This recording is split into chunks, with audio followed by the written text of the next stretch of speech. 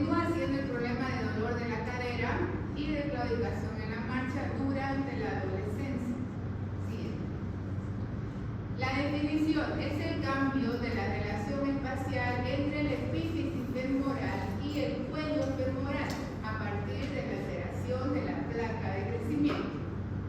En un adolescente, en un paciente que está en crecimiento, tenemos la cabeza femoral, la fisis o la línea fisaria, el cuello femoral, trocánter mayor y trocánter menor. El problema en la epifisiólisis está acá, en la cabeza femoral y el cuello femoral. Hay un desplazamiento de la cabeza en relación al cuello. Esa es la epifisiólisis, un desplazamiento de la cabeza femoral en relación al cuello. Es consecuencia de alteraciones histológicas o metabólicas de la placa de crecimiento de origen multifactorial que se manifiesta al inicio como un ensanchamiento de la zona hipertrófica. La placa de crecimiento tiene varias capas, tiene 6 capas, ¿ya? En diferentes capas se van produciendo las células que van produciendo el cartílago de crecimiento y van haciendo que el hueso crezca, ¿ya? Hasta la edad madura. Entonces hay una alteración en una de esas capas y produce la alteración de este cartílago que se desplaza en relación al cuello. Debería estar encima, pero por alguna razón se desplaza. Por eso dice que es el desplazamiento de la cabeza en relación al cuello. Algo pasa en estas capas del cartílago de crecimiento que hace que se desplace la cabeza del fémur. ¿Ya? Siguiente. La deformidad más frecuente consiste en la traslación hacia arriba y hacia adelante del cuello.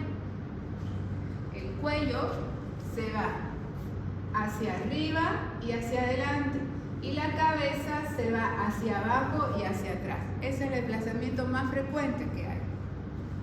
Puede irse de varias maneras, pero la más común es que el cuello se va hacia arriba y la cabeza se va hacia abajo. Sigue. Para saber si está desplazado o no, tenemos que saber cuál es el ángulo normal de la cabeza en relación al cuello femoral. Para decir esto está normal, esto está normal. Se traza una línea que pasa de la cabeza femoral y del cuello y una línea que va perpendicular a la diáfisis. Este ángulo normalmente va de 125 a 135 grados. Si este ángulo es menor, hablamos de coxa-vara. Cuando la cabeza femoral disminuye su ángulo, el paciente no puede hacer los movimientos de la cadera. Y cuando el paciente sobrepasa este ángulo, tampoco puede hacer los movimientos normales de la cadera. Y hablamos de coxa-valga. Coxa-valga tienen los pacientes con PCI. Y coxa-vara también tienen los pacientes con PCI. O pacientes con fractura del fémur. Por eso cuando uno ve una fractura del fémur dice hay que operar. Porque uno ve los ángulos de la cadera y dice tiene menos de 125, va a quedar con los movimientos limitados, hay que operar. ¿Ya? Cuando uno ve que el desplazamiento de la cabeza femoral es menor, entonces uno dice tiene una limitación, tiene un desplazamiento, ¿cierto?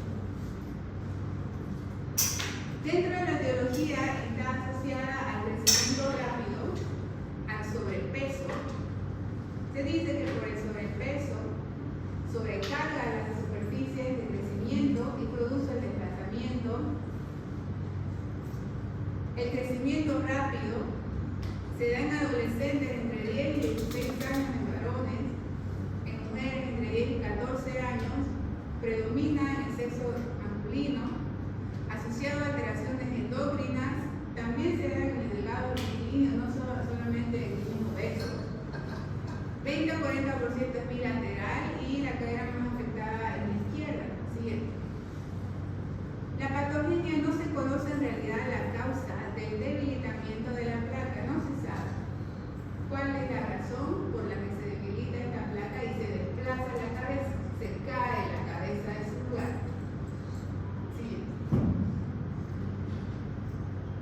De causa endocrina, durante el periodo de crecimiento de activación de las gónadas y de suspensión del crecimiento, hay una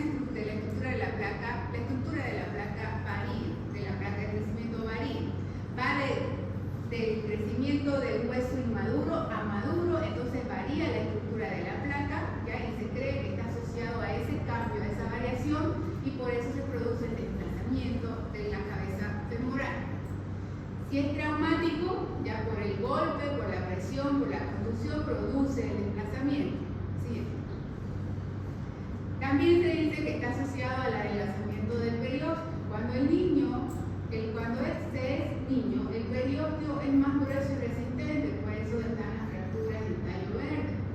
El hueso no se llega a fracturar completamente en el niño, están las fracturas incompletas. El hueso es más resistente porque el periósteo es grueso y ahí lo protege con mayor resistencia. Pero cuando ya es adulto, ese periósteo se adelgaza y también se cree que ese adelgazamiento del periósteo y la transición de niño a adolescente favorece el desplazamiento, pero no existe una causa que te diga es por esto que se adelgaza la placa y se desplaza la cabeza. ¿Sí? Es igual que en el herpes, no se sabe cuál es la causa que priva la irrigación de la cabeza femoral, pero la cabeza femoral se queda sin irrigación. Hay una fase inicial de prodrómica de 3 semanas con disminución de la movilidad, dolor en la cadera o en la cara interna del muslo y de la rodilla. Presenta gonalgia refleja. Paciente que presenta dolor en la rodilla y es adolescente, eso es gonalgia refleja. Hay que examinar la cadera. Hay acortamiento de la extremidad inferior afectada, que a veces es poco perceptible, y hay claudicación en la marcha, determinable por el examinador. Siguiente. Pasada la fase prodrómica, el paciente puede presentar una exacerbación del dolor por el mayor desplazamiento de la cadera. Cuando hay un predeslizamiento de la cabeza presenta un dolor o impotencia funcional ligera, pero cuando se desplaza completamente la clínica es mucho mayor. Es igual que una fractura. Hay mayor limitación, hay mayor claudicación. Cuando observamos nosotros un paciente en esa posición con rotación externa del pie hacia afuera, tiene un problema de cadera. Cuando nosotros nos acostamos en la cama, nuestros pies están ambos en esta posición, en abducción. Pero cuando uno está en abducción extrema, es una posición de relajación de la cadera. Tolera mejor la inflamación en la cadera cuando está completamente en rotación externa, las piernas. Siguiente. El cuadro clínico. Agudas en menos de 3 semanas y crónicas mayores a 3 semanas. Hacemos el examen físico de la cadera, eso es para examinar cadera, no es para examinar tobillos ni rodillas. Aquí estamos flexionando lo que es la articulación de la cadera, rotación interna y rotación externa de la cadera, no es pie, no es rodilla. ¿Sí? ¿Qué radiografía vamos a pedir para ver cadera? Igual que en el pelvis. Panorámica de pelvis y la axial o de Lowenstein, que es con las caderas en abducción. Y ahí vamos a ver el signo del trétulo, que consiste en trazar una línea. Tenemos el cuello femoral, el borde superior, el borde inferior. Trazamos una línea por el borde superior del cuello femoral. Esta línea tiene que cortar el borde externo de la cabeza del fémur. Si la línea no corta el borde externo de la cabeza del fémur, la cabeza está desplazada. Estamos hablando de una epifisiólisis. Siguiente. Ahí tenemos 2 placas radiográficas, AP, ¿ya? Y podemos trazar las líneas. Obviamente que ahí tenemos que tener la clínica. Si tiene la clínica, pedimos radiografía de pelvis y trazamos la línea sobre el borde superior del cuello femoral. Una línea perpendicular. Siguiente. Por el borde superior del cuello femoral, si la línea corta no está desplazada. Y si la línea, aquí trazamos la línea por el borde superior, la corta, no está desplazada, y aquí trazamos por el borde superior, no la corta, la cabeza está desplazada. No siempre tenemos que ver la cabeza abajo para decir está desplazada como en una fractura. En una fractura decimos no desplazada, parcialmente desplazada, desplazada. Aquí podemos decir parcialmente desplazada, tiene grados de extensión. Trazamos la línea y decimos no está desplazada porque la línea no la corta,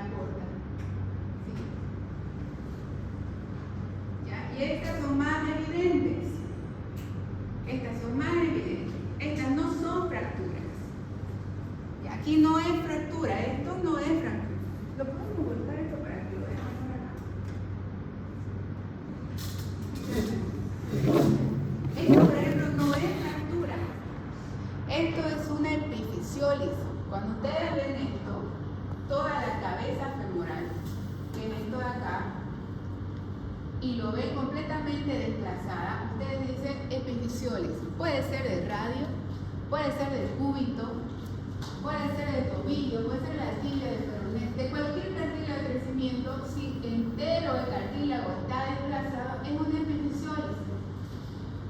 Puede ser del radio proximal, radio distal. Si todo el cartílago está desplazado, es una epifisiólisis. Si está fracturado el cartílago, ya saben ustedes que lo van a encajonar en la clasificación de Salter y Harris. ¿Ven? Para que se use el Salter y Harris para la clasificación de fracturas de cartílago de crecimiento. Pero si todo el cartílago se desplazó enterito, hablamos de epifisiólisis. No hablamos de luxación. Luxación es cuando el hueso se sale de su articulación completa. ¿Ya? Entonces aquí lo que estamos viendo es que el cartílago de crecimiento, que debería estar aquí arriba, porque es la cabeza del fémur, se desplazó. Eso es una epifisiólisis. Esta cadera de acá es ambas. Ambas. Traza una línea en el borde superior acá y no corta. No, esta no corta, pero esta ya está desplazada. No corta tampoco, pero esta está más desplazada, tiene otro grado. ¿Ya? En la izquierda, por ejemplo, no tiene ni que trazar la línea, ya sabe que está desplazada. Ahí ustedes ven esta y se tiene una epifisiólisis de la cadera izquierda. Eso es una epifisiólisis, eso no es fractura. Siguiente. Los grados. Dependiendo de la forma de clasificación de desplazarse, está parcial grado 1, ya donde la línea no corta. Siguiente, doctora. Creo que hay otra clasificación. ¿A qué grado corresponde esa imagen? Arriba, viendo los grados. No desplazada, 25% desplazada, más del 25%, 50% y completamente desplazada. Esa tiene más del 50% desplazada.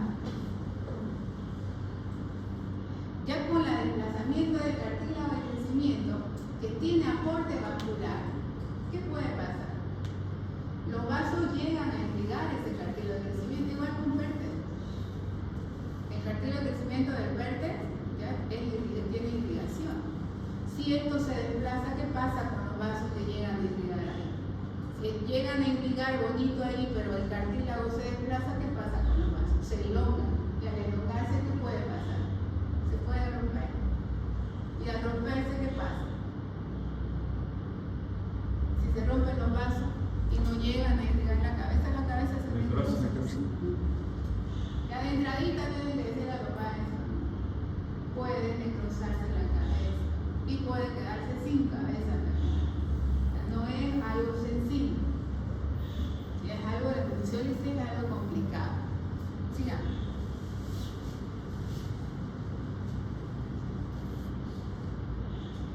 La epifisiólisis no es igual que una luxación.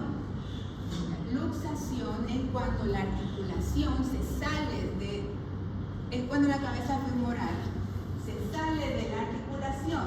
La epifisiólisis es cuando el cartílago se desplaza de la posición original. Observe y analice la imagen. La luxación está relacionada en una articulación.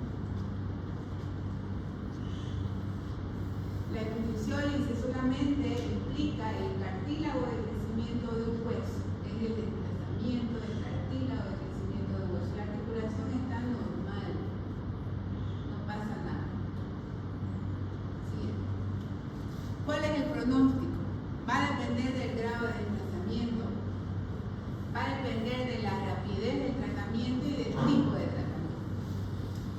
Normalmente lo que se tiene que hacer es reposicionar el cartílago de crecimiento sobre el cuello femoral, pero tenemos que meterle material de osteosíntesis para dejarlo estable, para estabilizar. Y tenemos que lesionar el cartílago de crecimiento porque es el cartílago el que se desplazó. Sí o sí tenemos que lesionar el cartílago de crecimiento. Siguiente. El tratamiento es lograr el cierre definitivo del cartílago de crecimiento y evitar la carga o el peso en esa articulación. ¿Sí? El periodo de predeslizamiento en el grado 1 y grado 2, donde hay menos del 25% de desplazamiento, se lo fija en el lugar que está.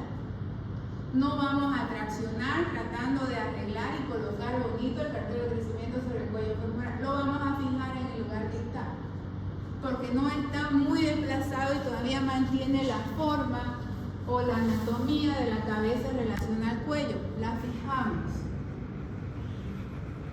Bien.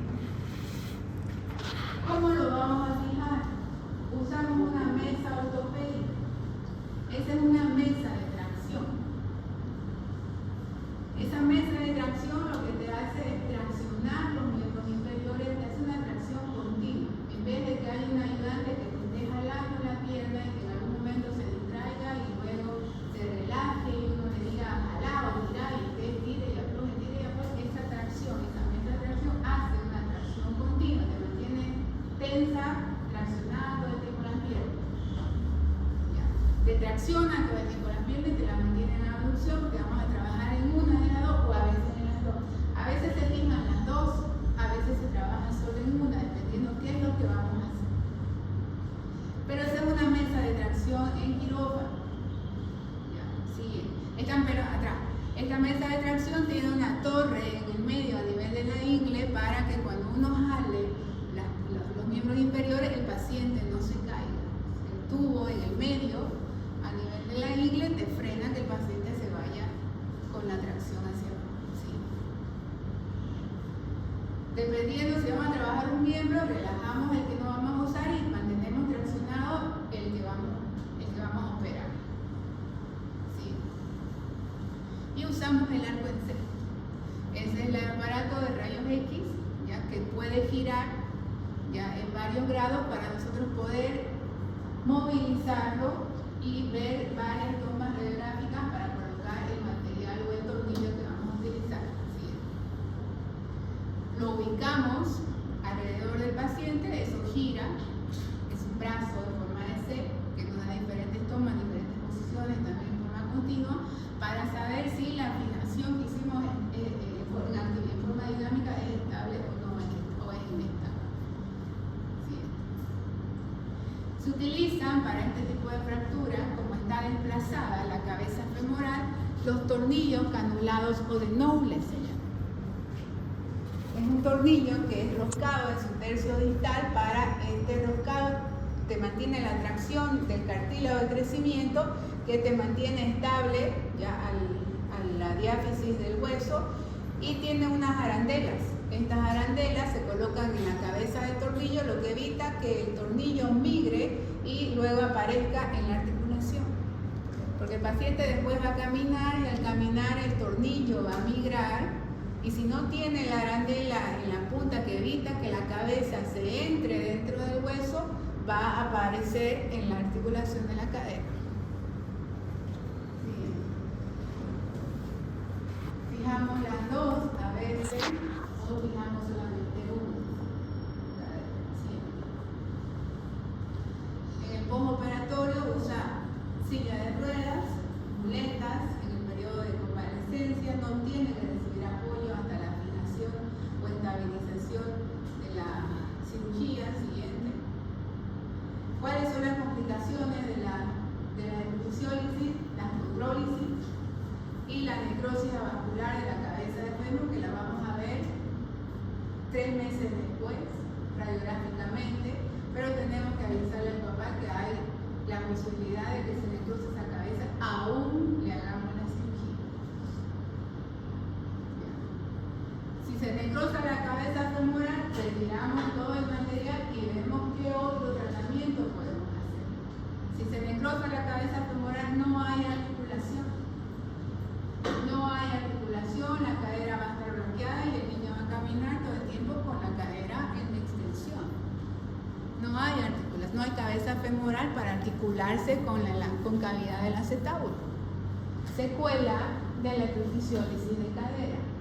No es una mala cirugía, es complicación de la electrofisiólisis de cadera. veces, es parte nomás de la patología. A ver. Sí, a veces los pacientes vienen con 2 o 3 meses de evolución. A veces no vienen en el periodo agudo, donde está el predeslizamiento, vienen cuando ya está con el deslizamiento del 50%, 2 meses, 3 meses de evolución. Igual la tenemos que fijar. Igual la tenemos que fijar. Cuando ya te viene con la necrosis, con la infección, y ya pues no la fija, ya directamente le damos la opción de sacar la necrosis, porque si tiene necrosis y no tiene infección en ese momento, en cualquier momento se activa, hay que sacar. ¿Ya?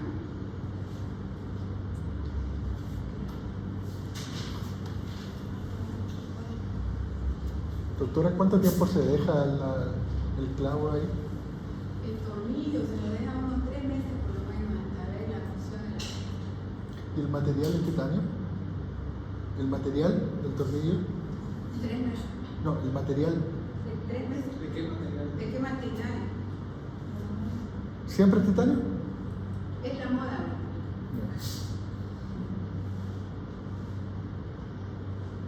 Hay acero inoxidable, hay material de titanio. Los TENS, por ejemplo, son de titanio. Pues llegan a costar casi del acero el precio del acero inoxidable, entonces ya entran, se utilizan nomás directamente en el titanio.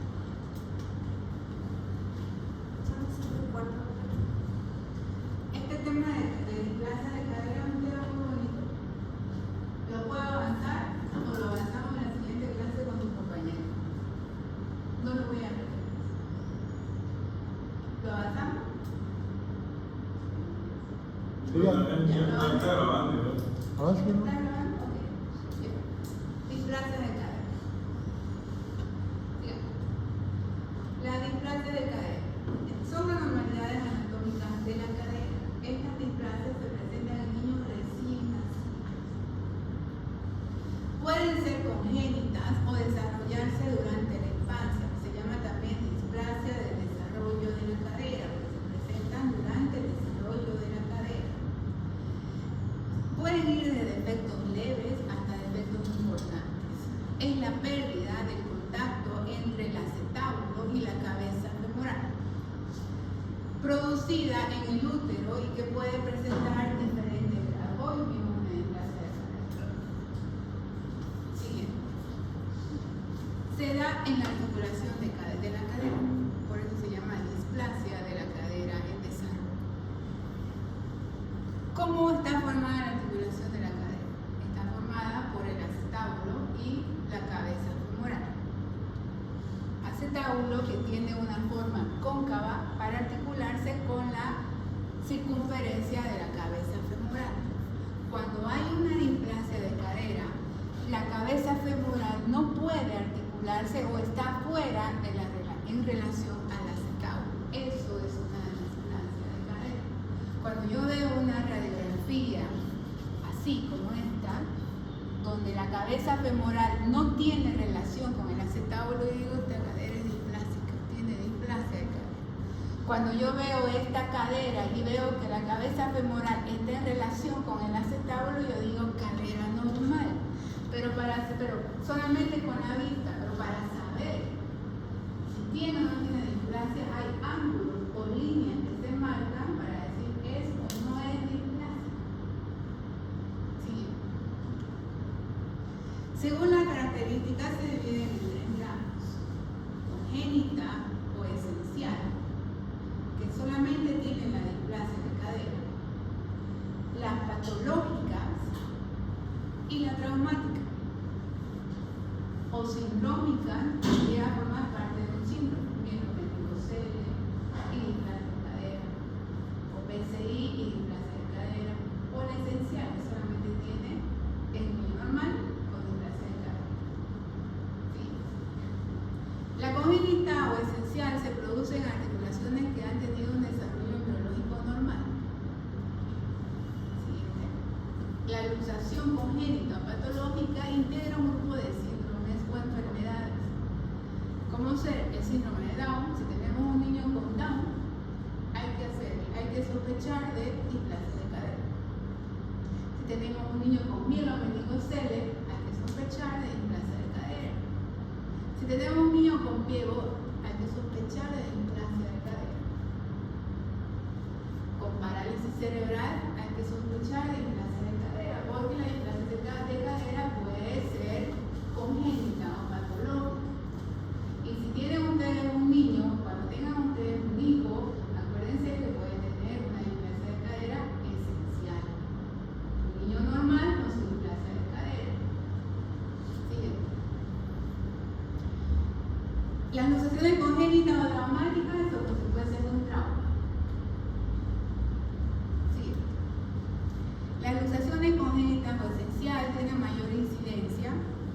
Se produce cuando la articulación de la cadera ha finalizado su desarrollo embriológico de una cadera normal al tercer mes de vida intrauterina, entre la 10ª semana. Los elementos que forman o constituyen la cadera, que son el acetábulo y la cabeza femoral y la parte proximal del fémur, se separan y forman una articulación definitiva.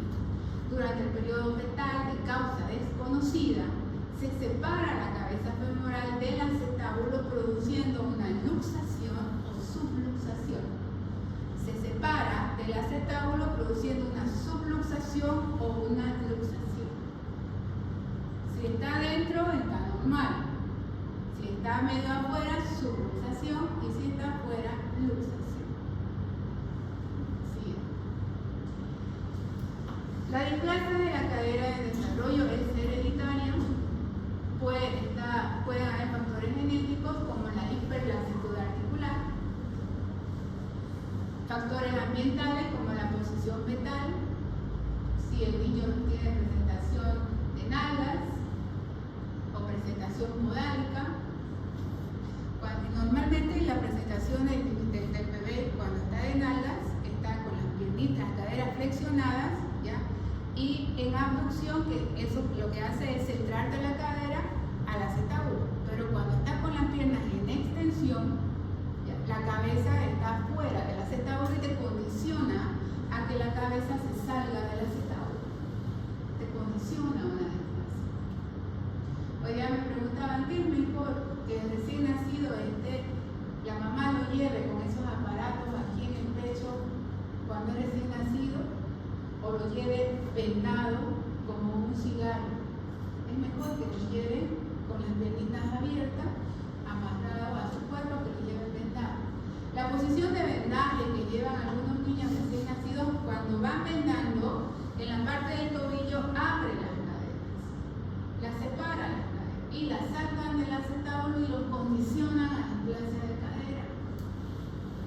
En cambio, cuando abren las caderas y los encajan al pecho o al abdomen de la madre, al abrir la cadera centran la cabeza femoral en el acetábulo y hacen que el acetábulo adopte la forma redonda de la cabeza del fémur. Le dan la forma redonda de la cabeza del fémur. Le corrigen la displasia. Siguiente. Enfermedad, se llama también enfermedad luxante de la cadera. Ay, yo dije enfermedad. Tenía que hacerlo ahora,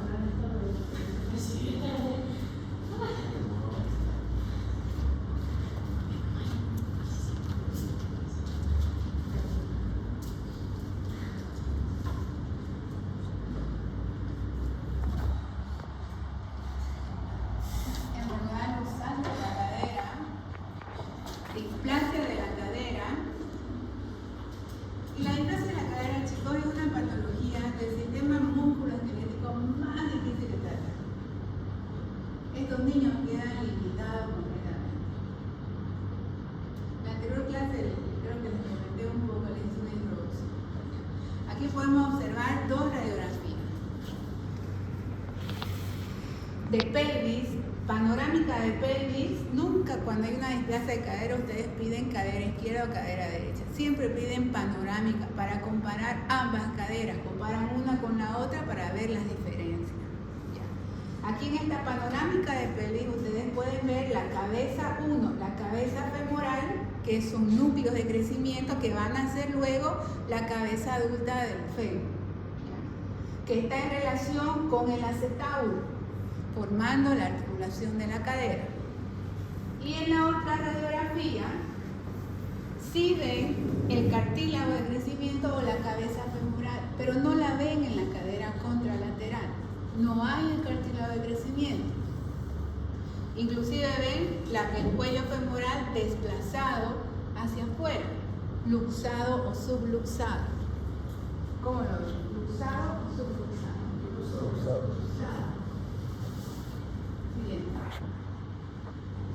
El diagnóstico, vemos antecedentes familiares, antecedentes de embarazo, del parto, si tuvo presentación pélvica, embarazo prolongado. Cuando tuvo un embarazo prolongado se hicieron maniobras traumáticas para extraer al bebé y pudieron producirle una displasia traumática. Si son primíparas o alguna desproporción pesoplacentaria. Siguiente. El pie talovalgo también se asocia a luxaciones por hiperlaxitudes, que tiene una flexión máxima dorsal del antepié, hiperflexión dorsal, que es un antecedente dentro de las displasias patológicas. ¿Sí? Clínicamente, lo que tenemos que hacer con un recién nacido, por reglas, como hacen en la medición del perímetro cefálico, perímetro abdominal, en un recién nacido, el reflejo de Moore, el reflejo de succión, cuando nace un bebé, igual tienen que hacer la maniobra de Barlow y Ortolani para descartar displasias de cadera por regla. Se hace dos maniobras sencillas, la de Barlow y la de Ortolani. La de Ortolani se hace hasta los 4 o 5 meses, no produce dolor. Consiste en abducción de las piernitas de las caderas. Se coloca el dedo pulgar en la cara interna del muslo, como vemos en la imagen de arriba, y el dedo medio en el trocánter mayor, y abrimos las caderas. Abrimos las caderas varias veces, tratando de escuchar o sentir un resalto. Ese resalto es cuando la cabeza del fémur sale del acetábulo, se luxa, no produce dolor la displasia de cadera, no duele. Y este estudio se hace hasta los 5 meses. Después el niño es más grande, tiene mayor resistencia y ya no podemos hacer esa maniobra porque ya lo lastimamos. ¿No, Natalia? Hoy día hicimos un estudio de un niño de 6 meses y ya no podía hacerle esa maniobra, pero les mostré cómo podíamos hacer. ¿Sí? La de Barlow es a la inversa.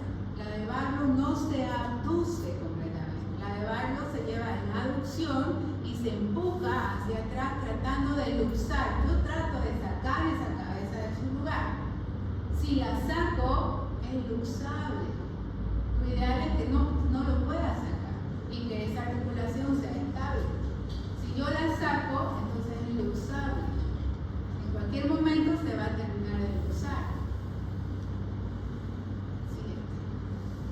Cuando ya son más grandes, se hace otra maniobra que se llama la maniobra de Galeas. El paciente se lo acuesta sobre la camilla, se flexionan las caderas y se mide el nivel de las rodillas, como en las dismetrías del miembro inferior. Si hay una rodilla más arriba que la otra, Galeas es positivo por problemas de caderas.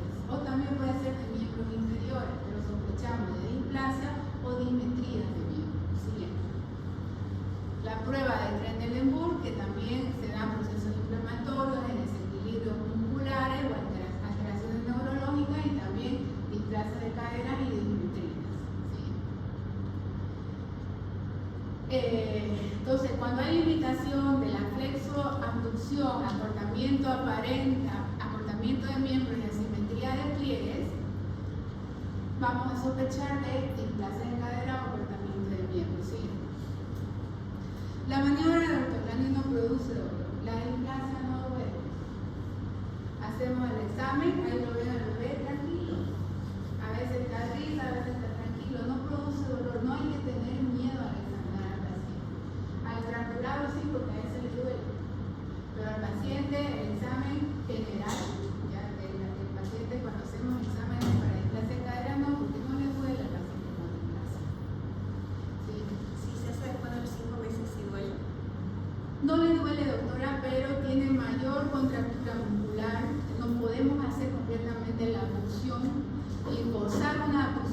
completa lo puede lastimar.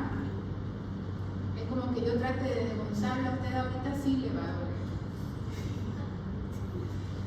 Entonces, cuando ya yo trato de hacer la abducción de las caderas y no puedo abducirlas ambas con la misma amplitud, hablo de limitación de la abducción. Si una cadera yo puedo abrirla completamente y la otra no, digo limitación en la abducción.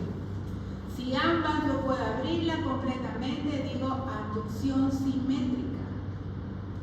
Quiere decir que ambas caderas abren en el mismo rango de amplitud. Pero si una abre más que la otra, digo está una limitada en la abducción. ¿Ya? Siguiente. Antes se tomaba en cuenta los pliegues glúteos y también los pliegues del músculo, pero ya hace tiempo que no se toma en cuenta el signo del pliegue. Ya el signo del pliegue ya es una característica de cada persona. Antes decía, tiene 2 pliegues en el muslo, tiene 2 pliegues en el glúteo, parece que tiene displasia en medicina. Pero ahora ya no se toma en cuenta los pliegues, ya no es un signo de displasia. Siguiente. El examen de la cadera debe realizarse en cada control pediátrico, ya que el primer examen no descarta la patología. O sea, si la primera vez que en un recién nacido ustedes hicieron maniobra del barrio de fulano y lo encontraron normal, no le descarta que no vaya a tener displasia de cadera, porque se produce durante el desarrollo del bebé. Siguiente. ¿Qué es lo que vamos a pedir? Ecografía en primera instancia, y a partir de los 5 meses, 4 o 5 meses, vamos a pedir radiografía. ¿Por qué vamos a pedir radiografía a partir de los 5 meses? Porque los núcleos de crecimiento de la cabeza del fémur aparecen a esa edad y necesito el núcleo de crecimiento para hacer las mediciones, para saber hacia dónde se va a ubicar la cabeza del fémur y decir es displásica o no es displásica. Antes de eso voy a sospechar que sea una displasia y voy a hacer un tratamiento preventivo. No voy a esperar 5 meses a que la radiografía me diga, era displásica, hacer el tratamiento. Y entonces, antes de ver la radiografía y que el niño tenga 5 meses, le voy a pedir una ecografía. Siguiente. La ecografía me va a indicar ya hiperlaxitud ligamentaria y con ese no me va a decir displasia de cadera, me va a decir hiperlaxitud articular, hiperlaxitud ligamentaria y yo con ese informe agarro y le pongo el arnés.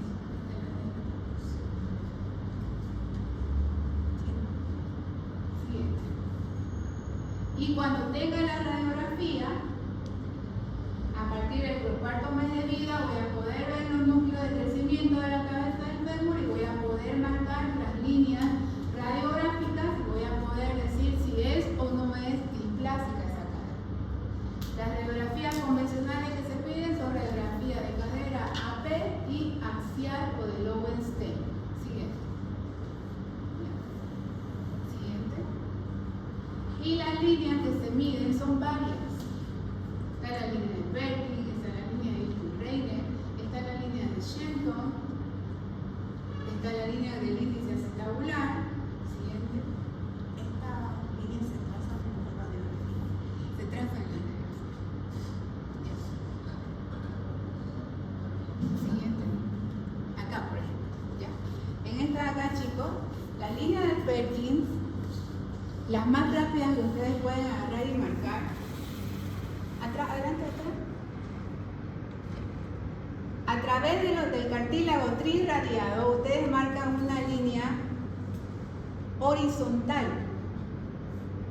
a través del cartílago trirradiado y luego ubican el acetábulo, que es este de acá. Solo esto es el acetábulo. Borde inferior, borde superior. Y en el borde superior trazan una línea perpendicular al borde superior del acetábulo. Voy a traer una cosita.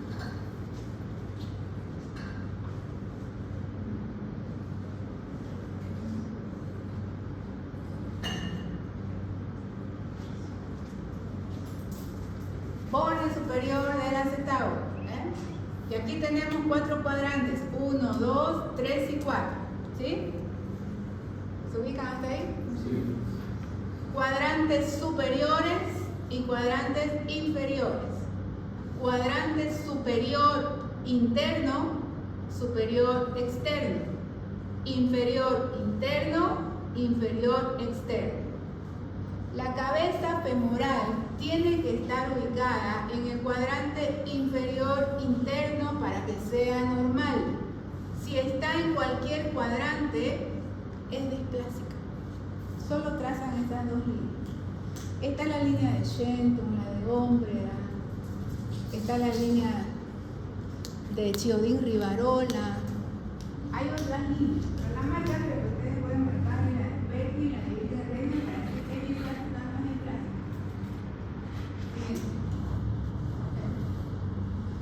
¿En qué cuadrante está el cartílago de crecimiento? De la cadera izquierda y la cadera derecha. ¿Cuál es displásica? Izquierda, derecha. ¿Cuál es displásica? La derecha. Si este niño tuviera un mes, no voy a poder ubicar yo el cartílago de crecimiento porque al mes no se ve el cartílago de crecimiento, no va a aparecer. Entonces yo necesito el cartílago de crecimiento para saber si es displásica o no, y ese aparece al 4º mes. ¿Ya? Antes de ese tiempo voy a pedir una ecografía, y si la ecografía me dice hiperlaxitud articular, le voy a hacer tratamiento ortopédico con un aparato que se llama arnés de Pavlov. Y le voy a pedir su radiografía cuando tenga 4 meses para ver dónde está su cabeza de crecimiento, dónde se va a ubicar. Trazo esa línea y digo, esta es displásica, esta no. Si el bebé tiene 6 meses, no le voy a pedir ecografía. ¿Qué le voy a pedir si tiene 6 meses?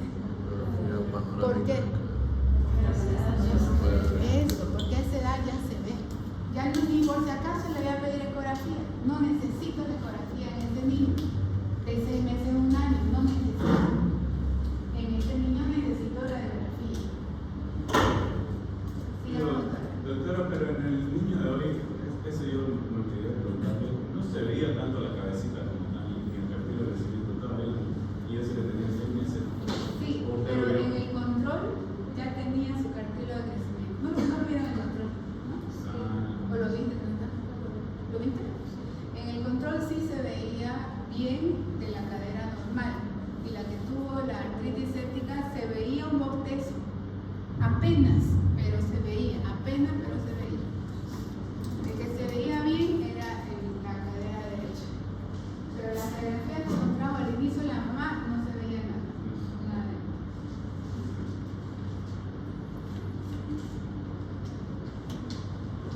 Esa radiografía que le pidieron a la mamá de la cadera no era en sí para ver el cartílago de crecimiento, era para ver el compromiso óseo por la mobilitis que tuvo en el fémur, para ver si estaba activo, si estaba reactivo o había quedado bien. No era para su displasia de cadera. Okay. Sigamos viendo. Igual se marca la línea de Perkins, la línea de Reiner, seguimos viendo.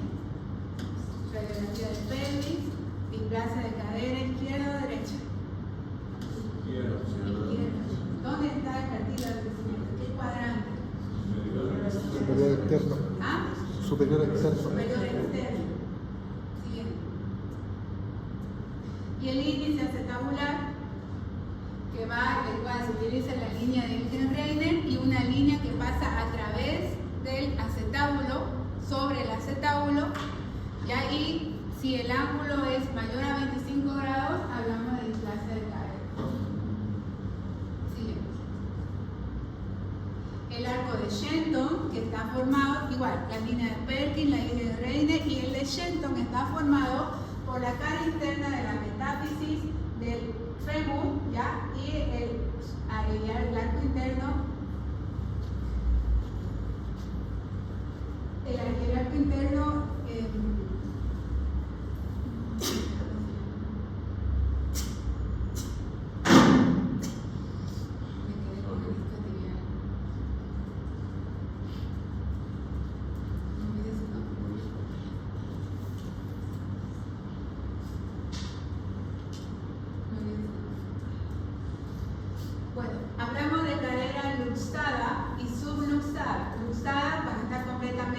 desplazada y subluxada cuando está parcialmente desplazada. Esta cadera de acá es desplazada completamente o parcialmente desplazada. Está luxada. Y esta de acá, hagan sus ángulos.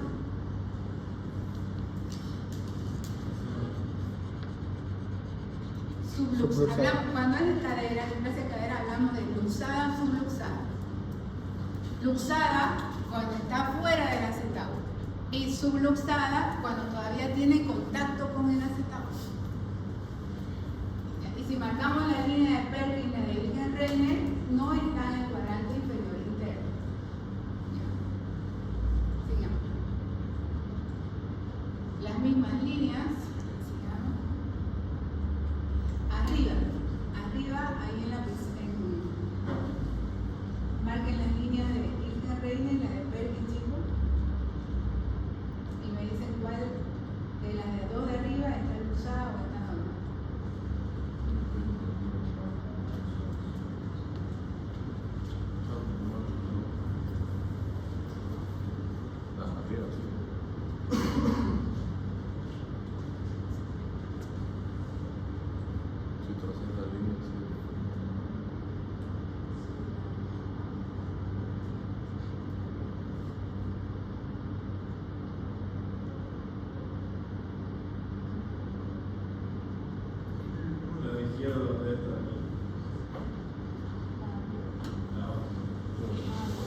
La de abajo claramente está. Sí, al tiro, ¿no?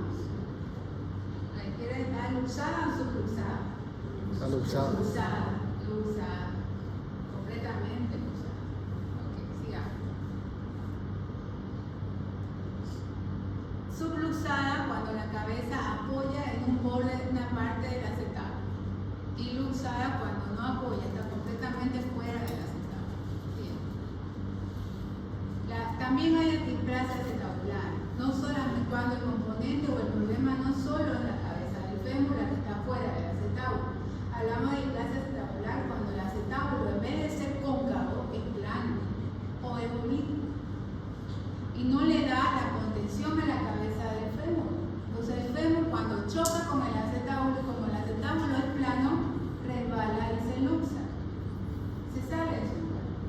Para que la cabeza se contenga en la cadera, el acetábulo tiene que ser cóncavo, para que choque la cabeza y los bordes del acetábulo lo retengan y no se salga la cabeza del fémur. Si el acetábulo es plano o es oblicuo, la cabeza resbala. El paciente pisa, soporta todo su peso y resbala. El paciente claudica.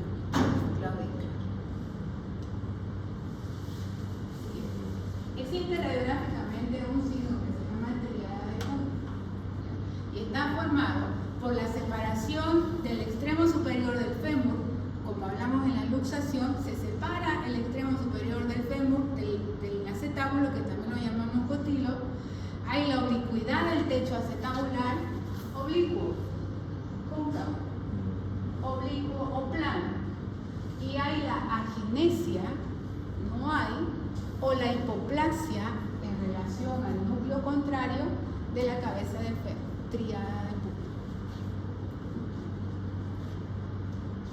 Si ustedes ven la oblicuidad del techo acetabular, la separación del macizo trochanteriano de la línea media, y no hay el retiro de crecimiento que está más pequeño que el lado contrario, triada de Hund en la displasia del tallo.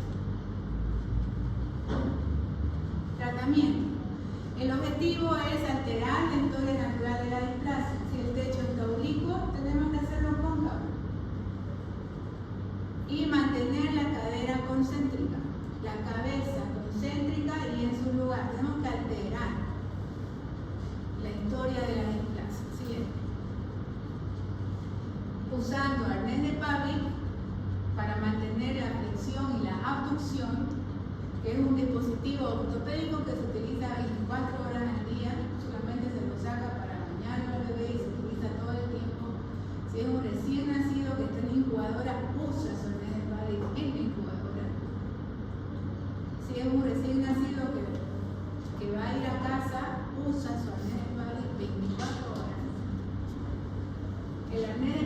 tiene un cinturón torácico, ya con unos tirantes que van hacia el muslo, que mantienen las caderas flexionadas y en abducción, no las mantienen en aducción y tampoco en extensión, las mantienen flexionadas y en abducción. Esta posición lo que hace es que la cabeza del fémur esté centrada, dándole forma al acetábulo. Esa es su función.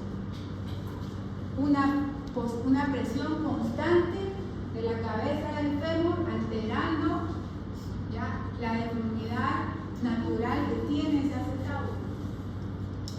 Siguiente. Esa es la función que tiene el arnés de Pablic. En la figura izquierda la vemos displásica y con el arnés de Pablic ya vemos lo que hace la abducción de las piernas, ¿ya?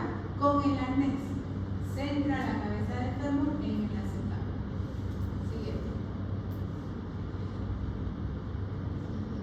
Siguiente. De los 6 a los 18 meses ya se hace cirugía, se hace tenotomías, es por pasos. 6 a 18 meses ya hacemos la tenotomía, cirugía sobre partes blandas. Liberamos los tendones que mantienen las caderas en aducción, tenotomías aductoras. ¿Para qué? Para que las caderas puedan abducir y podamos colocar un yeso en abducción y en flexión como el arnés de Pablic. Volvemos al tratamiento ortopédico, pero esta vez como es más grande no le sirve el arnés de Pablic. Tiene músculos más fuertes, es un niño más grande. Si le pongo el arnés, obviamente va a poder juntar las piernas. Aquí hay que ponerle un yeso. Con la misma función del arnés, abducción y flexión de las caderas. Y cuando es más grande, cuando ya el niño vino más grande, cuando ya vino arriba de los 3 años, las cirugías son más grandes. Se hacen osteotomías correctivas, osteotomías femorales, osteotomías acetabulares, para tratar de colocar el fémur dentro del acetábulo. Dentro del acetábulo. Y a veces cuando colocamos el fémur dentro del acetábulo, esta pierna queda más larga que la otra y hay que hacer osteotomías femorales. Sacar el excedente de fémur que quedó. El excedente de fémur que quedó, ya, porque de nada nos sirve colocar el fémur en su lugar y que la pierna que quede corta sea la otra. Tenemos que dejarla pareja. ¿Ya? Tenemos que corregir esta diferencia. Si este techo acetabular es oblicuo, tenemos que hacerlo cóncavo para que sujete la cabeza del fémur. Hacemos osteotomías acetabulares, ¿ya? Hacemos cuñas de la cresta ilíaca para darle el techo al acetábulo y pueda tener cobertura la cabeza femoral. Son cirugías más grandes y a veces no queda bien, pero tenemos que tratar de darle cobertura a esa cabeza. Y esa imagen que les digo ahí, a veces cuando el fémur nos queda más largo que la pierna sana, entonces tenemos que hacer osteotomías femorales. Si nos quedó 3 centímetros más largo, pues tenemos que sacar ese excedente del fémur, porque si no, nos va a quedar igual con una pierna más corta que la otra, y ese no es el fin. Corregida su cadera, pero con la pierna más corta no. ¿Y en el hospital de niños lo Sí. Sí. El doctor Caría hace este tipo de cirugía con el doctor Tejada. Siguiente. Son cirugías ortopédicas. Es fundamental el diagnóstico precoz para el éxito del tratamiento. El diagnóstico es importante en estos niños. Por eso es muy importante que tanto el pediatra como el traumatólogo evalúen al niño desde su nacimiento. Un recién nacido no camina. El niño camina al año y medio. Al año y medio, cuando empieza a caminar, empieza a claudicar. Y la mamá dice, cojea al caminar. Y el pediatra le dice, vaya al traumatólogo, señor. cuando va al traumatólogo que tiene 1 año, nosotros ¿qué vamos a pedir? Radiografía. Y cuando le pedimos la radiografía, vamos a ver su displasia de cadera y tiene 1 año y medio. ¿Qué vamos a hacer? Osteotomía. No le vamos a poner carnet de palo. Pero si ustedes ven un recién nacido y le van a hacer por si acaso una ecografía de control o le van a decir, señora, vaya al traumatólogo de control de rutina, puede ser que tenga displasia como un control, nosotros le vamos a pedir ecografía y le vamos a hacer, y va a salir normal, y lo vamos a citar a los 3 meses, a los 6 meses, porque ustedes saben que esto es del desarrollo, no es que la primera no tiene y no va a tener nunca más. Y así lo vamos a controlar hasta que tenga 1 año.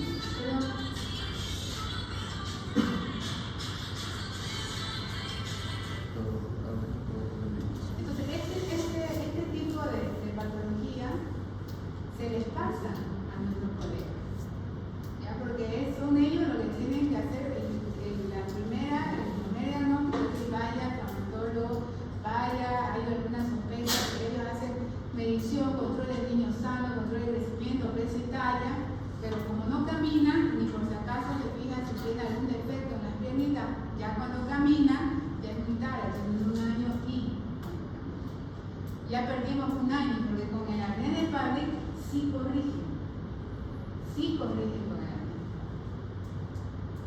Una vez presentado en un congreso en Tarija, tratamiento de displasia de cadera, las osteotomías acetabulares de niños de 3 años.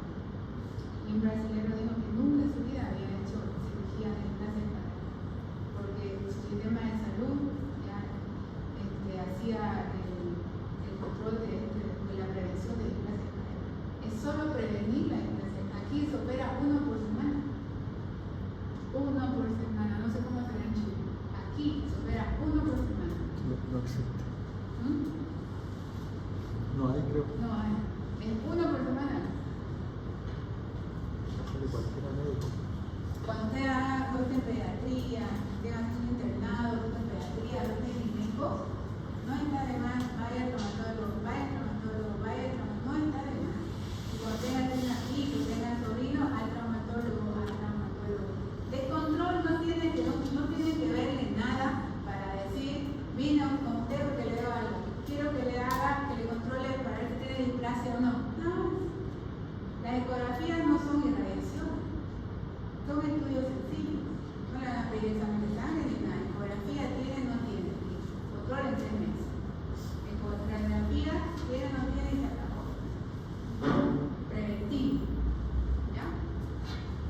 Y, doctora, la clasificación de subluxación y subluxación, aparte de ser un factor observativo, o sea, la infección de la placa, ¿eso nos determina la conducta o cambia el tratamiento a la gravedad con el tiempo en el que recupera de la luxación o subluxación que tenga? ¿O cuál es la utilidad de clasificarla? Solo clasificarla, porque el tratamiento es igual que el único. Hay que volver, hay que operarla, estabilizar la cadera y fijarla. No es que con subluxación le vamos a hacer menos tratamiento, no. Hay que igual, está luxada, está subluxada, igual se va a operar. Igual se va a operar. Es nomás algo Solamente para clasificarla. Ya, y cuando lo operamos y le hacemos osteotomías femorales, acetabulares y todo lo demás, igual va a un yeso pelvipérico en abducción y en rotación externa por 3 meses con su yeso. 3 meses. Volvemos a la arnés de Parley. ¿Y esa es la corrección definitiva? Es lo que se espera. A veces no funciona. A veces no funciona. Y en la displasia, en la clasificación traumática, me acuerdo que hace unas 2 o 3 semanas llegó, ¿se acuerdan? Un niño con un trauma y se le había luxado la cadera. Esas son luxaciones traumáticas, no son displasias. ¿Y ahí corrigió en quirófano o cómo se corrigió? A veces entran ahí en la emergencia con unas reducciones